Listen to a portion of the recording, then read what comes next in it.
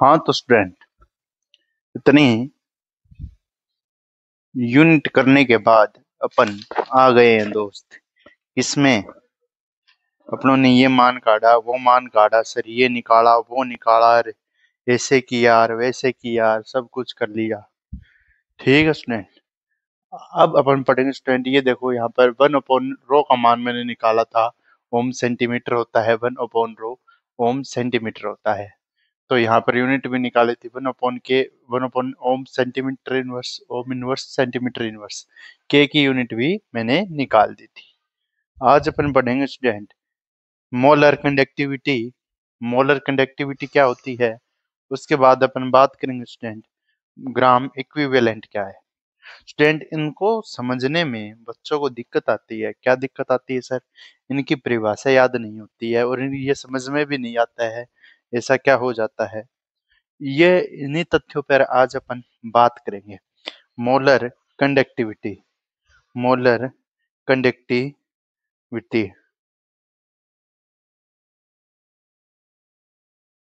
Molar molar चालकता, जिसे अपन बोलते हैं मोलर चालकता। मोलर चालकता, इसकी मैं बात करूंगा। मोलर कंडक्टिविटी, जब किसी विलयन को तनुकरण कर दिया जाता है तो उस विलयन के एक मोल में, उस विलयन के एक मोल में जो चालकता होती है उसे अपन क्या कहते हैं? मोलर कंडक्टिविटी कहते हैं।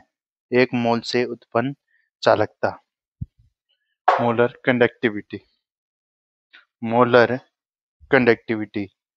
ठीक है, मोलर चालकता, ये देखिए दोस्त, मोलर चालकता क्या होती है? मोलर चालकता, इसे मोलर कंडक्टिविटी इंग्लिश में बोलते हैं। मोलर कंडक्टिविटी, कंडक्टिविटी दिखाई दे रहा है पहली बात तो ये। मोलर चालकता लेमडा एम से इसे शो करते हैं, इसे लेमडा एम बोलते हैं। इसे लेमडा एम से शो किया जाता है, दर्शाया जाता है। अब इसका मान स्टूडेंट आपके बराबर होता है लेमडा एम कापा इंटू 1000 बाय एम। एम यहाँ पर है मोलर, मोलेरिटी, मोलेरिटी। फर्स्ट चैप्टर में आता है स्टूडेंट ये मोलेरिटी क्या है। मोलेरिटी क्या होती है स्टूडेंट, सबसे पहले ये जानना पड़ेगा। मोलेरिटी फर्स्ट चैप्टर का है ये, और आपके 11th में भी आता है मोलेरिटी। मोलरता, मोलरता क्या होती है स्टूडेंट? मैं कह सकता हूँ मोलरता को, जब किसी विलयन के, किसी विलयन के 1 लीटर आयतन में उपस्थित, किसी विलयन के 1 लीटर आयतन में उपस्थित विलय के मोलों की संख्या, विलय के मोलों की संख्या, जब किसी मोलों की संख्या, जब किसी विलयन के 1 लीटर आयतन में जितने विलय के मोलों की संख्या उपस्थित होती है उसे अपन मोलरता कहते हैं, मोलरिटी कहते हैं। कैपिटल एम से शो करते हैं। एम बराबर होता है एन बाई वी। वी यहाँ पर अपनों ने सेंटीमीटर क्यूब में लिया है, तो यहाँ पर 1000 से मल्टीप्लाई करना पड़ेगा। ठीक है, इस प्रकार से जैसे आप 1 ml बराबर 1 लीटर लेते हैं, 1 ml का 1 लीटर आता है। अगर आप ml को लीटर में बदलोगे तो 1000 से गुणा करोगे, लेकिन L से आप ml में आओगे तो 1000 से भाग दोगे, और भाग देने पर वो 1000 ऊपर चला जाएगा। इस प्रकार से अब यहाँ पर मोलर चालकता, मोलरिटी की बात करते हैं। देखिए समझिए स्टूडेंट, मेरे पास ये आपके लिए एक पात्र है, जिसमें मैंने इसको क्या कर दिया, एक पात्र है जिसमें मैं बोल रहा हूँ कि इसका कुछ ना कुछ आयतन है, और उस आयतन में 1 मोल टुकड़ा, ये 1 मोल विद्युत अपघट्य है, विद्युत अपघट्य प्रेजेंट है। 1 मोल विद्युत अपघट्य प्रेजेंट है, और ये क्या है, डाइल्यूट सॉल्यूशन में। इसे क्या कर दिया, डाइल्यूट, डाइल्यूट, डाइल्यूट, यानी डाइल्यूट सॉल्यूशन है। डाइल्यूट सॉल्यूशन है। 1 मोल विद्युत अपघट्य के कारण जो कंडक्टेंस होती है, जो चालकता उत्पन्न होती है, उसे अपन क्या कहते हैं, मोलर कंडक्टिविटी से कहते हैं, मोलर कंडक्टिविटी। अब आ गया समझ में? यानी मैं कह दूं कंडक्टिविटी। मैं ये कह सकता हूँ मोलर चालकता किसे कह सकता हूँ, अपने पास कोई पात्र है, डाइल्यूट सॉल्यूशन है, उसमें 1 मोल विद्युत अपघटय या इलेक्ट्रोलाइटिक, ठीक है, इलेक्ट्रोलाइट 1 मोल इलेक्ट्रोलाइट प्रेजेंट है तो उसकी जो कंडक्टेंस होगी वो मोलर कंडक्टिविटी कहलाएगी। इसकी परिभाषा लिखा देता हूँ स्टूडेंट, देखिए। जब किसी विलयन का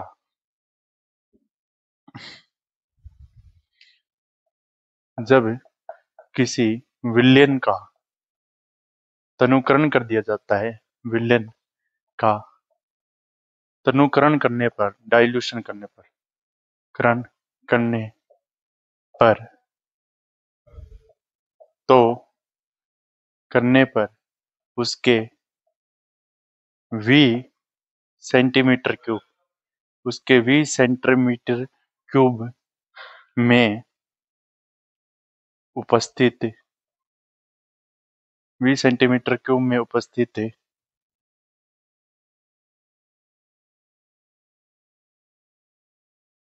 विद्युत अपघटय के v सेंटीमीटर क्यूब में उपस्थित विद्युत अपघटय के चालन के कारण चालन के कारण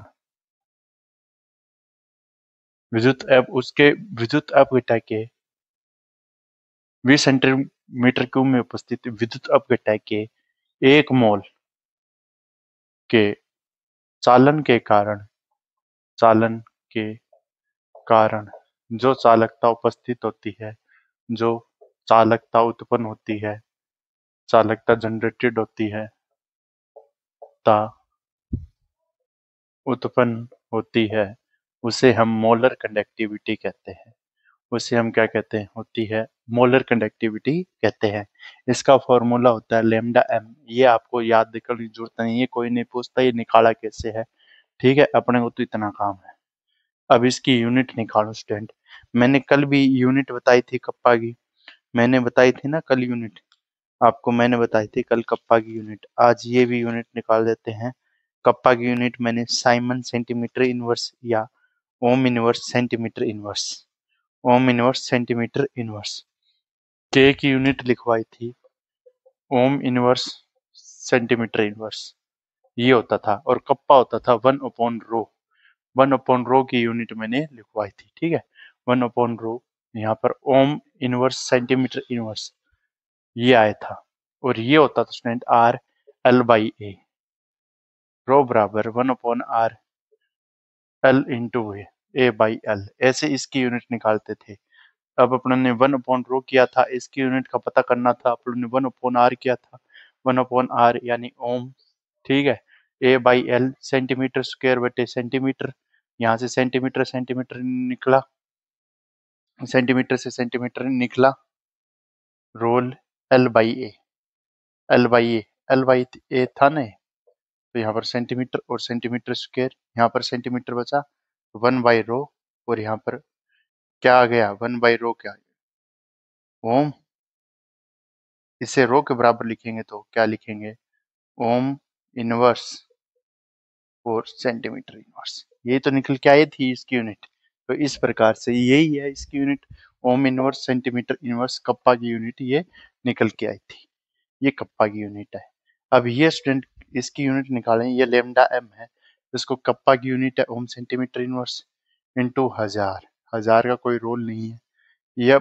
अब यहाँ पर ये क्या ले रहे हैं, ये है एम, मोलेरिटी, मोलेरिटी, मोलेरिटी, मोलेरिटी क्या होती है स्टूडेंट, मोलेरिटी होती है number of mole of solute upon volume, ठीक है, वॉल्यूम यहाँ पर अपन सेंटीमीटर क्यूब में ले रहे हैं, तो इसकी यूनिट हो जाएगी, मोल की यूनिट होती है मोल, मोल की यूनिट क्या होती है, मोल होती है, विले के मोल की, मोल सेंटीमीटर इनवर्स, मोल सेंटीमीटर क्यूब, सेंटीमीटर क्यूब, मोल सेंटीमीटर क्यूब, क्या यूनिट होती है, मोल सेंटीमीटर क्यूब होती है, सेंटीमीटर क्यूब होती है।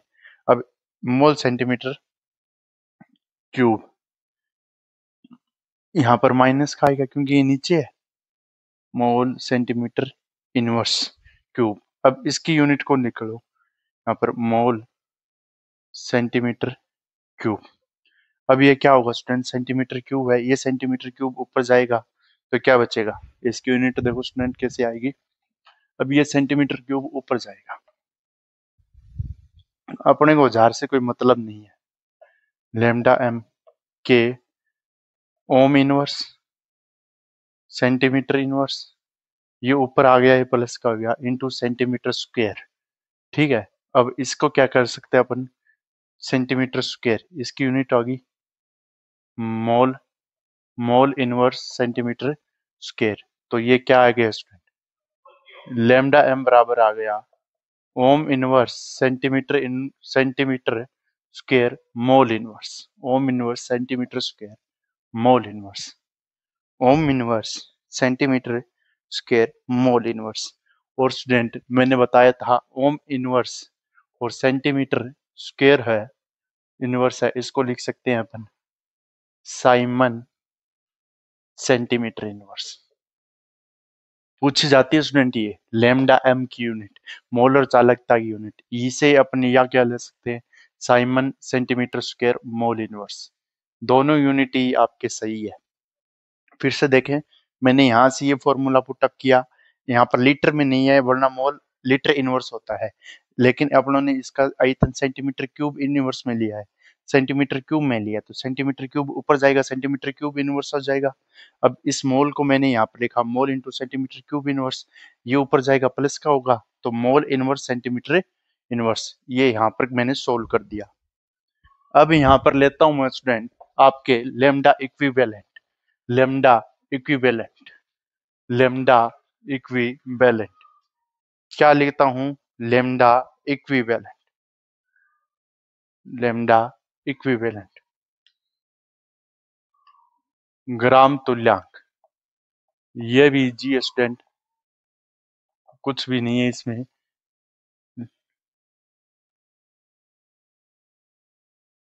इसे लेमडा इक्विवेलेंट बोलते हैं, ग्राम तुल्यांक बोलते हैं, लेमडा इक्विवेलेंट से शो करते हैं इसे। और ये होता है आपके के इंटू हजार बाई नॉर्मेलिटी, यहाँ पर होता है नॉर्मेलिटी, एन बराबर होता है नॉर्मेलिटी, क्या होता है नॉर्मेलिटी। और जो आपकी नॉर्मलता होती है स्टूडेंट, नॉर्मेलिटी, और जो नॉर्मलता होती है वो किसके बराबर होती है स्टूडेंट, ये देखिएगा आप, आपकी जो नॉर्मलता होती है वो आपके नॉर्मलता है वो किसके बराबर है, एन फैक्टर नॉर्मलता, n factor by molarity, n factor into molarity, normality बराबर होती है n factor into molarity, molarity ये फॉर्मूला होता है ये। और एक फॉर्मूला होता है number of gram equivalent, number of gram equivalent, number of gram equivalent upon volume, lambda equivalent. Normality का एक फॉर्मूला और होता है, एक होता है number of gram equivalent by volume, ये भी याद रखना, यानी जो उसका आयतन है, विलयन का आयतन, उसमें कितने ग्राम तुल्यांक प्रेजेंट है, ग्राम तुल्यांक कितने उसके अंदर प्रेजेंट है, ये एन फैक्टर पे डिपेंड करता है। ये एन फैक्टर मैं बताऊंगा किस प्रकार से निकाला जाता है, ग्राम तुल्यांक में एन फैक्टर का भाग देकर निकाल सकते हैं अपन। ठीक है, ये बताऊंगा स्टूडेंट कैसे निकाल सकता है। अभी पहले अपना ग्राम तुल्यांक निकालना है। मैं यहाँ पर कह सकता हूँ स्टूडेंट ये आपके है, ये डाइल्यूट सॉल्यूशन है, डाइल्यूट सॉल्यूशन है, ये स्टूडेंट इंपॉर्टेंट पार्ट है, थ्योरेटिकल पोर्शन समझ में नहीं आता मुझे पता है, लेकिन अगर आपको ये समझना है तो थोड़ा सा फोकस करना पड़ेगा। डाइल्यूट सॉल्यूशन है, डाइल्यूट सॉल्यूशन में अपने पास क्या है, इलेक्ट्रोलाइट। अब मैं यहाँ पर ले रहा हूँ एक मोल लिया था, एक ग्राम इक्विवेलेंट, इक्विवेलेंट, एक ग्राम इक्विवेलेंट डाइल्यूट सॉल्यूशन है, एक ग्राम इक्विवेलेंट है, इलेक्ट्रोलाइट है, light generate, generate electricity, generate conductance, conductance. सीधी सी बात है, पूरी की पूरी थ्योरी समझ में आ गई है। जब डाइल्यूट सॉल्यूशन होता है किसी विलयन का, डाइल्यूट सॉल्यूशन करने पर जो उसके 1 ग्राम, वो था 1 मोल, 1 ग्राम विद्युत अपघटन के कारण जो 1 ग्राम विद्युत अपघटन के कारण जो चालकता उत्पन्न होती है उसे हम ग्राम तुल्यांक कहते हैं। अब यहाँ पर देखिए स्टूडेंट, जब किसी जब किसी विलयन का जब किसी विलयन का तनुकरण कर दिया जाता है, तनुकरण तनुकरण यानी डाइल्यूशन करने पर उसके v सेंटीमीटर, आयतन को ले रहे हैं सेंटीमीटर क्यूब में, 1 ग्राम तुल्यांक विद्युत अपघटन के कारण विद्युत अपघटन के कारण विद्युत अपघटन के कारण जो जो चालकता उत्पन्न होती है, जो चालकता उत्पन्न होती है उसे ग्राम इक्विवेलेंट कहते हैं, ग्राम तुल्यांक कहते हैं। इसे ग्राम इक्विवेलेंट से शो किया जाता है। ग्राम इक्विवेलेंट होता है स्टूडेंट आपके कप्पा इंटू 1000, ये होता है kappa into 1000 by molarity. Normality, normality मैंने बताया नंबर ऑफ ग्राम इक्विवेलेंट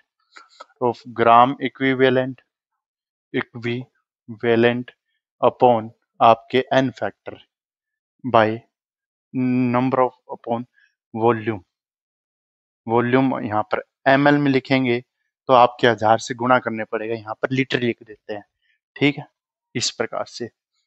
अब एक पोर्शन तो ये होता है, एक मैंने बताया आपकी नॉर्मेलिटी बराबर होती है n फैक्टर गुणा नॉर्मेलिटी, अभी लिखा था। एक तो होती है आपकी नॉर्मेलिटी बराबर होती है n फैक्टर गुणा, क्या बताया था रे भाई सर, एक तो आपने n फैक्टर बताया था, n फैक्टर का मल्टीप्लाई करके बताया था, नॉर्मेलिटी बताई थी, नॉर्मेलिटी n फैक्टर बता दिया, n फैक्टर का गुणा करना है, ये normality number of gram equivalent, नॉर्मलता 1 ग्राम में n फैक्टर गुणा मोलरिटी। अब यहाँ से मैं कुछ आपको यूनिट निकाल के दूंगा। क्या निकाल के दूंगा? यूनिट की बात करेंगे, कुछ अपन यूनिट की बात करेंगे। ठीक है, यूनिट की बात हो जाएगी स्टूडेंट। ग्राम इक्विवेलेंट लिया है अपनों ने और सेंटीमीटर क्यूब। अब देखिए स्टूडेंट, ये विल्ले है ग्राम इक्विवेलेंट।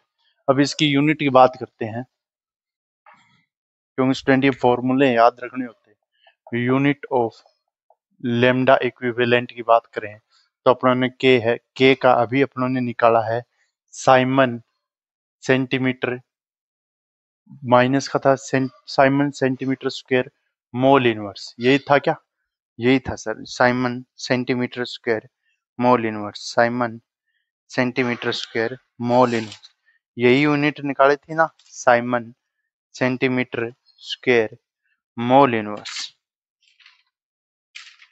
ये यूनिट निकाल ली, siemens centimetre square mole inverse.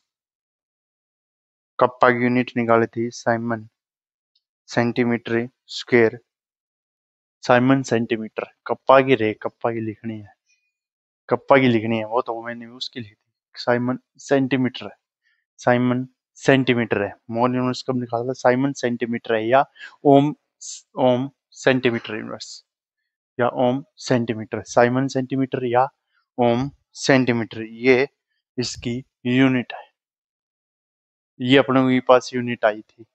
अब अपन में इसके अपॉन में क्या कर रहे हैं? नॉर्मेलिटी की यूनिट यहाँ से निकालो आप, नंबर ऑफ ग्राम इक्विवेलेंट, तो लेमडा इक्विवेलेंट या ग्राम इक्विवेलेंट लिख सकता हूं मैं, और यहाँ पर क्या लिख सकता हूँ? वॉल्यूम है यानी लीटर, अपनों ने वी मीटर क्यूब में लिख सका है, यहाँ पर मीटर क्यूब, तो अपने इसकी नॉर्मलिटी यूनिट लिख सकते हैं gram equivalent metre cube inverse, gram equivalent metre cube inverse. तो इसको नॉर्मलिटी को लिखो स्टूडेंट, कैसे लिखोगे, इसके नीचे लिखो ग्राम इक्विवेलेंट और यहाँ पर वी मीटर क्यूब। अब ये ऊपर जाएगी स्टूडेंट, वी मीटर क्यूब वाली ऊपर जाएगी। वी मीटर क्यूब क्यों लिख रहा हूँ, वॉल्यूम मीटर क्यूब लिखना है, तो आयतन तो मीटर क्यूब में होता है, तो यहाँ पर वी है, तो यहाँ पर ये देखो स्टूडेंट ऊपर जाएगी, तो अपने पास यूनिटें आएंगी। साइमन सेंटीमीटर स्क्वायर है, ये मीटर क्यूब जाएगी, ये सेंटीमीटर है, सेंटीमीटर क्यूब है, ये सेंटीमीटर क्यूब में लेनी पड़ेगी नहीं, सेंटीमीटर क्यूब में जाएगी इनवर्स में, दो में से एक गया तो सेंटीमीटर स्क्वायर। अब की बार यहाँ पर ohm centimetre, siemens centimetre square, यहाँ पर gram equivalent, siemens centimetre square gram equivalent. Lambda M की यूनिट क्या होगी, siemens centimetre square gram equivalent, equivalent ये होगी siemens centimetre square gram equivalent या ग्राम इनवर्स, ये होती है इसकी यूनिट, या ohm inverse centimetre inverse, ohm inverse centimetre square gram inverse, ohm inverse centimetre square equivalent inverse. या इसे और अपन लिख सकते हैं lambda equivalent siemens centimetre square equivalent inverse. इसको समझने स्टूडेंट ये सब वेरीफाई करना पड़ता है स्टूडेंट। अब एन फैक्टर निकालना सिखाता हूँ मैं आपको, एन फैक्टर कैसे निकालेंगे, एन फैक्टर निकालना सिखाता हूँ, क्योंकि एन फैक्टर नहीं आएगा तो आपको नहीं आएगा। एन फैक्टर दिखाता हूँ स्टूडेंट कैसे निकलता है। एन फैक्टर एसिड के लिए होता है स्टूडेंट, आयन के लिए होता है ये, और आपके बेस के लिए होता है। फॉर एसिड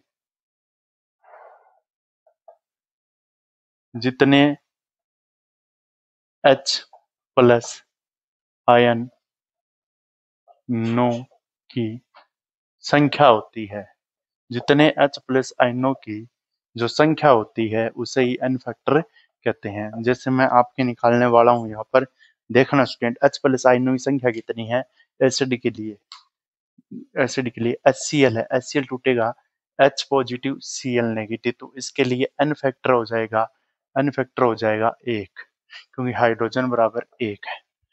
H2SO4, यहाँ पर मैं H2SO4, यहाँ पर H2SO4 2H पॉजिटिव और S2SO4 नेगेटिव, SO4 -2, ये इस प्रकार से टूटेगा, तो n फैक्टर हो जाएगा 2।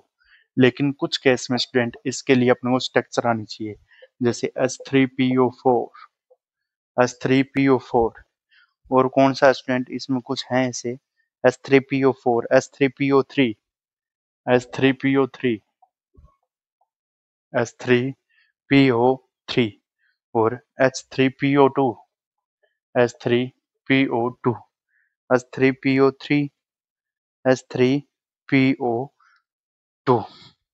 अब मैं स्टूडेंट इसकी स्ट्रक्चर सिखाता हूँ, जितना भी है आपको ये बॉन्ड कंपलसरी रखना है, जितना भी हो पी के साथ हमेशा डबल बॉन्ड एक ऑक्सीजन के साथ रखो, ठीक है। अब स्टूडेंट जितने हाइड्रोजन बच गए उतने OH लगा दो, 3 हाइड्रोजन है, 1 2 3, H3PO4 हो गया, और यहाँ पर H3, यहाँ पर 1 2 H3, यहाँ पर 3 करने हैं अपने को, और 3 ऑक्सीजन करने हैं, H3PO4 3 1 4, यहाँ पर 3 ही ऑक्सीजन करनी है, 1 2 3, और यहाँ पर एक का सिंगल आ गया, क्योंकि 1 2 3 ऑक्सीजन हो गए, एक फॉस्फोरस हो गया, यानी जितने H3 है वहां पर देखो स्टूडेंट, यहाँ पर कितने होंगे, H3 है, PO2 है, पहले PO2 करना है अपने को, तो क्या करेंगे, OH है, OH है, ये H3 हो गए पूरे।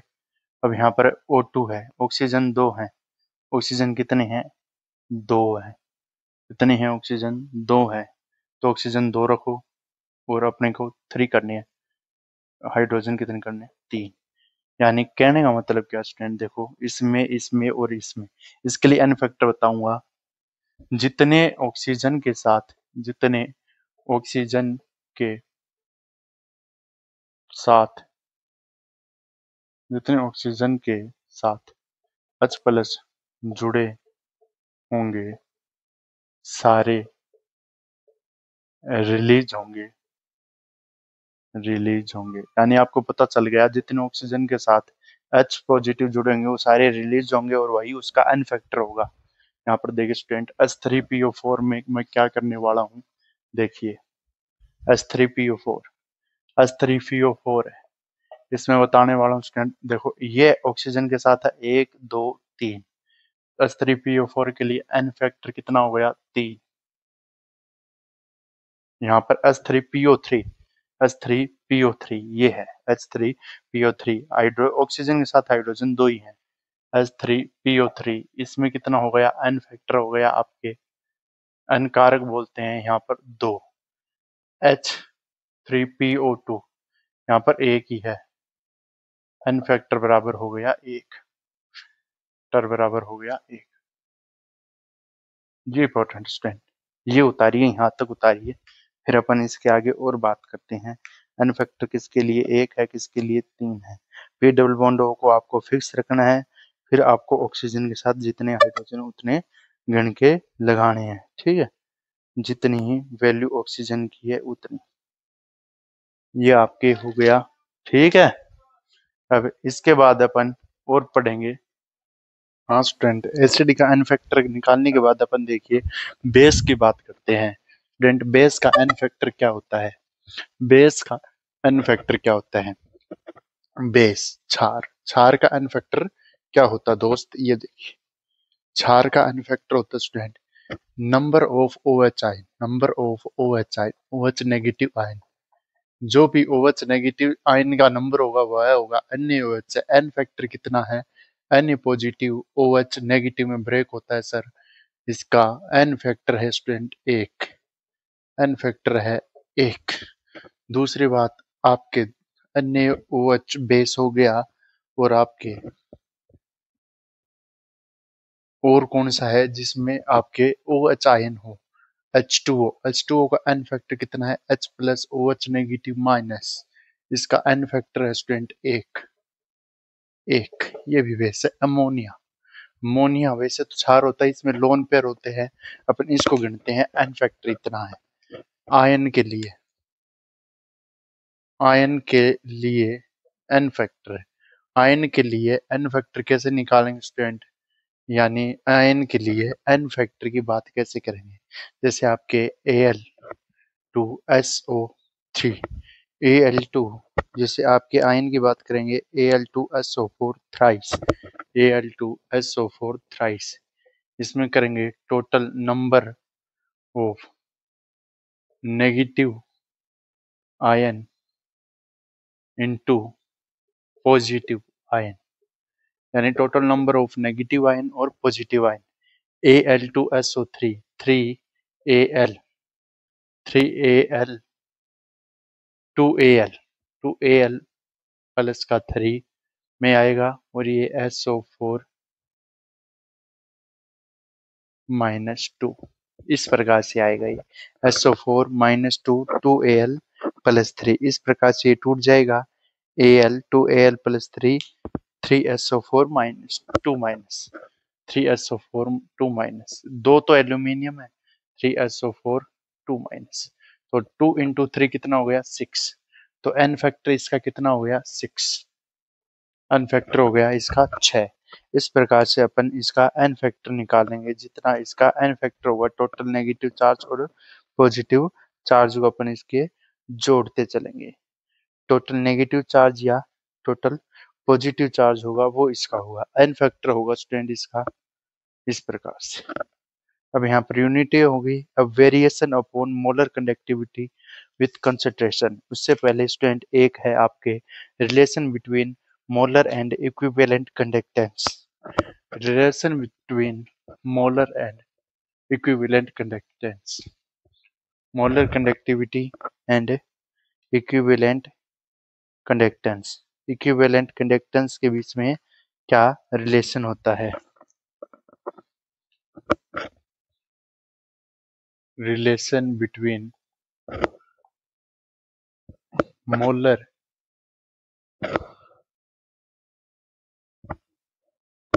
and equivalent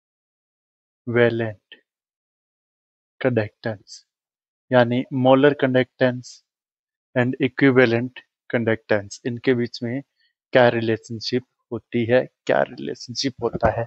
मैं यहाँ पर लेमडा मोलर कंडक्टिविटी की बात करूँ तो कप्पा इंटू 1000 बाई एम होता है, उसी प्रकार से ये लेमडा इक्विवेलेंट का मान होता है 1000 कप्पा इंटू 1000 बाई एन होता है। ठीक है, अब यहाँ से इसको समीकरण नंबर 1 नाम दूं, इसको समीकरण नंबर 2 नाम दूं, और एक स्टूडेंट आपके n बराबर मोलरिटी का फैक्टर होता है। एक होता है स्टूडेंट n बराबर n इंटू मोलरिटी, ये होता है आपके समीकरण नंबर में, इसको 1 2 यहाँ पर 3 नाम देता हूँ। 1 2 3 से equate first and two equation 3, equate first and two equation 3। अब यहाँ पर मैं m का equate first and two equation 3, m का मान निकालूंगा। किसका मान निकालूंगा?